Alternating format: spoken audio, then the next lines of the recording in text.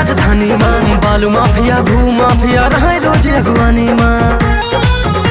हाँ चेकिंग पास है check post पे रुकता है गाड़ी, टोल टैक्स पे रात भयंकर गदर हो गया। शाका जेल के अंदर बैठा, शाका जेल के अंदर बैठा, बाहर मर्डर हो गया। शाका जेल के अंदर बैठा, बाहर मर्डर हो गया।